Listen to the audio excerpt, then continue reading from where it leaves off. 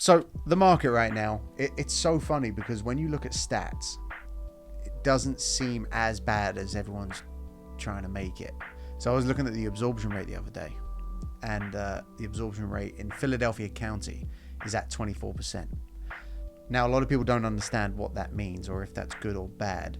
Absorption rate, if it's above 20%, is typically what they call a seller's market. And if it goes below 20%, then that's what they call a buyer's market.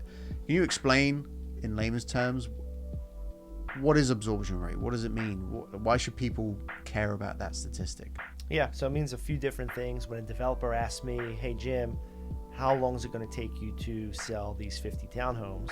And I'll say something like, well, the absorption rate for this price point in this zip code in our market right now is 1.5 homes per month, right? Mm-hmm. That's our absorption rate.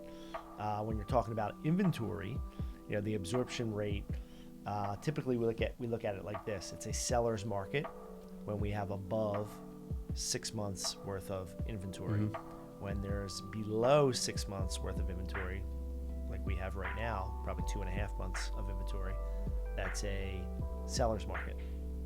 Did I mess that up? No. Did I say sellers? They're the first one? No, you said buyers. Buyer's market. Yeah, There's a lot of inventory above 6 months. Seller's market below 6 months. Oh, you did say seller's market. Right. I knew I messed up. Yeah, you messed up. You get the point. And then neutral market's around 6 months. Right. Right. So, right now we have, 2.5 months of inventory. So what that means is if no one else listed their house for sale moving forward, it would take 2.5 months to absorb all the inventory on the market at the current pace of sales. Yeah.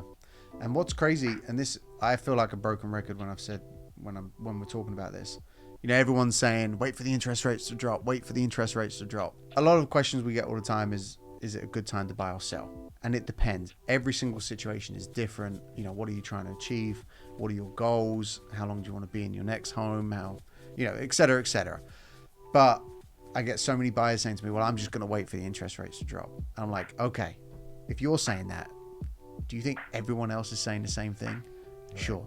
And what happened during 2021? Interest rates dropped and demand just went through the roof. So although you're paying above market value right now, you buy right now and then refinance in a year, in the long run, it's gonna, or not even a year, we don't know if it's gonna drop in a year, but 2 years, in the long run, you will save more money than the people waiting for interest rates to drop. They're gonna be overpaying for real estate. It's the number one thing I hear all the time. Like, is it a good time to buy? Is it a good time to buy? Plus, if that's, let's look at it another way. What if rates don't drop for 7 years? If you go back and look at the history of interest rates, there's plenty of 3, 5, 7, 10-year time periods where they didn't fluctuate dramatically. Yeah. So are you going to wait 8 years? Yeah. Until it drops down to a level that you missed out on a couple of years ago? Yeah. And pay rent for 8 years, 7 years, 5 years? And you get tax benefits from owning a home. Sure. So it's complicated, right? It's not a simple topic, but like you always say, it depends. Is it a good time to buy? It depends. Is it a good time to sell? It depends. Yeah. Like sometimes, like I've done listing appointments before and people are like, oh, is it a good time to sell or should I wait a year? And, and I look at the wife and she's 6 months pregnant. I'm like, no, I mean, you want to be in a new place now. Like, let's go. Like sometimes your life is going to happen. You can't wait for the perfect moment because it might not line up with your timeline. So yeah, every single situation is different. It's like that other big question we get all the time. Hey, how's the market? Well, it depends. Mm-hmm. Who are you? What are you? Yep. Are you an investor? Yeah, you're an investor. You're a buyer. You're a seller. Yeah, absolutely. If you're a buyer in the burbs and down the shore, market's terrible. Yeah. So tough. If you're a seller in the burbs or down the shore, the market's great. Yeah. If you're a city seller, market's a little scary. Mm-hmm. If you're a city buyer, market's okay. Yeah. If you're an investor, depends what type of investor you are. If you're a commercial investor, market's getting good. Yeah. If you're a residential investor or a multi-unit investor, market's tough because nothing pencils with 8% rates. This is a question I just thought of. What price range in Philadelphia, because that's our market, what price range do you think there is most opportunity to take advantage of Is there a specific? And what I was thinking of when I was asking that question, I personally, right now, anything I would say below 400,000, maybe even less than that, maybe 300,000, is just sitting on the market. There's a ton of inventory below the 200. Let's call it 300,000. I think that is the best price range, if you can afford it, to take advantage of right now, because there's a lot of sellers desperate and inventory keeps creeping up. Sure. I think there's a good opportunity there for you to get a decent deal. If you've got a good agent, buy below market value, and then again, just refinance in a couple of years. Yeah. Especially if you're renting. I mean, if you're renting more than, I don't know what number you use, but if anyone says to me their monthly rent is more than $1,600 a month, I'm like, you need to be buying. Yeah, I totally agree. Do you agree with that or not? I do agree, and I'll tell you why. If you look at the buyer pool chart, or the chart of transactions, up at the top where the prices are the highest is the fewest transactions, Yeah. right?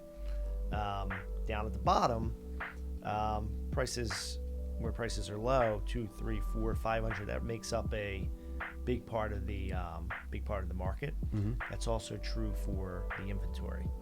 So even though we have a low inventory, there's so much more down at 250, 350, and at a very slow absorption rate. Yeah. And with transactions falling off a cliff, which they have, down 40% compared to last year, there's a lot more choices down there, and a lot more of those properties will sit for 6, 8, 9, 10 months. Oh yeah. So I think it's a numbers game. If I was looking to enter the market in Philadelphia right now, and if I was looking to enter the market, live in it for a couple of years, and then potentially rent the property out, I would 100% buy in either Point Breeze or Brewerytown right now. Mm-hmm. Because we're selling a couple of properties. I think that's one of the most difficult areas to sell in right now, because there is a lot of, Point Breeze, has been so many builders that have come in and done some awesome new properties, but they can't sell them right now because they're competing with 20, 30 other builders. That's where I would buy right now. Where would you buy? If you were in the market, where would you buy right now? I like all of South Philly. Yeah. Right. South Philly, river to river, Naval Yard down south, all the way up to wherever you think South Philly ends, but all the way up to Washington or so. If you look at the map of Philadelphia, it kind of goes like this. Up north is tremendously wide. South Philly gets squeezed by a river on each side. Navy Yard at the base south, and then the most expensive real estate in the city, Center City, right above it. So I love that triangle to buy in. Yeah, absolutely. Ben, if you're a new agent or an experienced agent or a team leader, what advice do we have for these people? If I was a new agent, I would ignore all the noise that's going on in the industry right now. And when times are slow, I would do as much learning as possible. And then I would do open houses. I would do any sort of lead generation that is free, that doesn't cost me money. Right. And open houses is the best, because you meet people in person, face to face. You get familiar with the neighborhood. You can have your open house signs everywhere, so you're branding yourself in a particular neighborhood. Yeah. So if I was doing goals as a new agent, it would hands down be, I would be doing 3 to 5 open houses a week. Yep. And you get familiar with the inventory. Exactly, in all of these homes, which is priceless. And you listen, I was a new agent. I built my business on open houses. I probably did about 100 open houses in my first year, and that led down to 12 transactions. Now that conversion's not good, from 100 open houses to 12 transactions. But the reason why I would suggest doing it as a new agent is you can make mistakes, and it's not the end of the world. Yep. Sometimes you'll never meet these people again. Yeah. So you just get used to showing homes, you know what I mean? Because sometimes it could be an awkward experience if you're not used to it, and you can learn the do's and don'ts. So that's all I would do. Ignore everything else and all the secret formulas of people telling you how to be a successful real estate agent. Learn as much as you can from experienced agents in the office. Go to classes that are beneficial. And, many people talk about this. For you to turn something from a knowledge to a skill, you have to apply that knowledge. So don't just attend classes, actually use what you learn when you're attending those classes. Yeah. So that's what I would do as a new agent.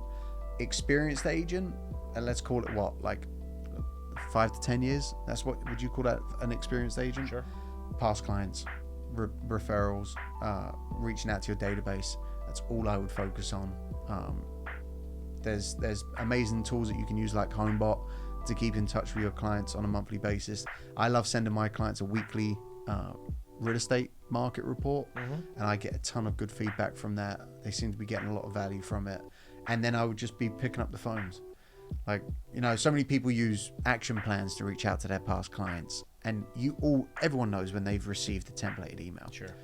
Like, think of all the brands that you buy with, that you're a consumer, and then when you get that automated Thanksgiving email or whatever, know it's not, they don't really reach out to you. Of course.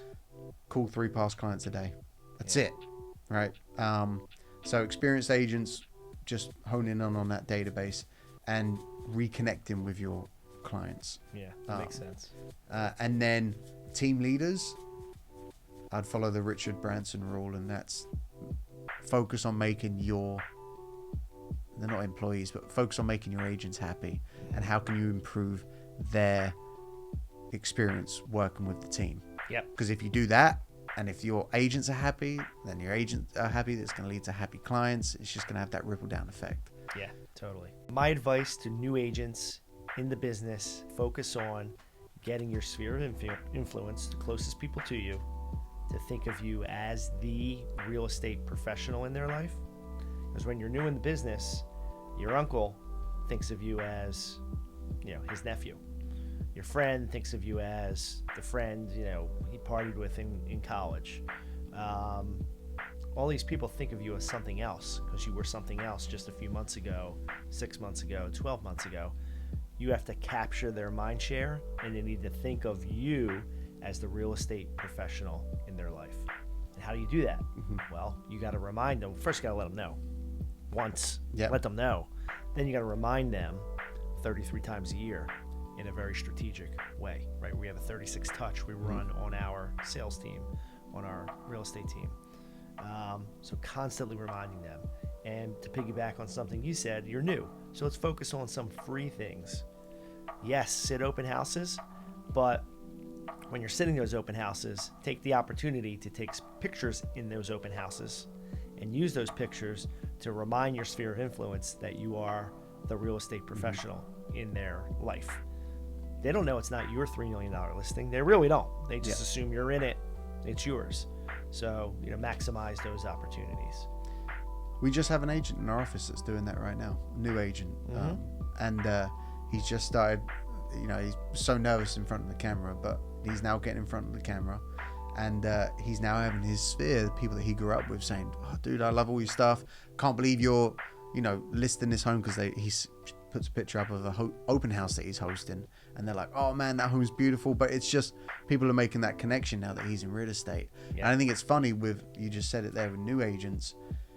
Your sphere of influence, before you're an agent, knows you're a confident person, right? Or knows they trust your character. They like you already, which is half the battle. But I think with your sphere of influence, they already know you're confident, but do they know you're competent? Right. And I think once you prove you're competent, then they start to take you seriously as a real estate professional. Like, you don't want to reach out to them and say, "Hey, let me help you sell your home," because you don't want them to think that they're doing you a favor, right? If they list their home with you, like they're giving you your break. Yeah. I think that's what the biggest difference with this new agent that we're training.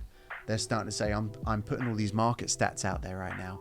I'm constantly, posting on social media, and now I'm getting people saying to me, I thought this real estate thing you might be doing this for 3 months and then move on to something else. Now I see you're actually giving this a good go, and I love your content. You're busy. Yeah, exactly. Yeah. So it's that, because that's the two most, in my mind, the two most things you need to do is prove that you're competent first, and then prove that you're confident about your ability to see it through. That's why I think people work with us, because we have the best of both worlds. Yep, absolutely. And then experienced agents who've been around a while, I'd say, one, mindset, make the decision that you're going to work and grind through a slower market, which we're going to be in for a while, and not bury your head in the sand. Make your mind set that you're going to capture market share. You're going to service your clients at a higher level. And then, like you earlier said, get in there and really keep your database close to you. No daylight between you and your database. Implement a professional, well thought out, strategic 36 touch plan. We work a lot on ours. It's constantly changing. Improving that, constantly working on it, I think is a big part of these next 24, 36 months. And team leaders, my advice is lead by example. Nothing more powerful than a team leader who is in the trenches with you, actively selling, actively working, actively belly to belly with the consumer. Because the advice coming from a team leader who's belly to belly with the consumer, as the agent is, in my opinion, better advice. Okay. Of course, yeah. I'm in the weeds. I'm in the thick of it every day, as are you. I think I can give good advice on what they're going through. Yeah.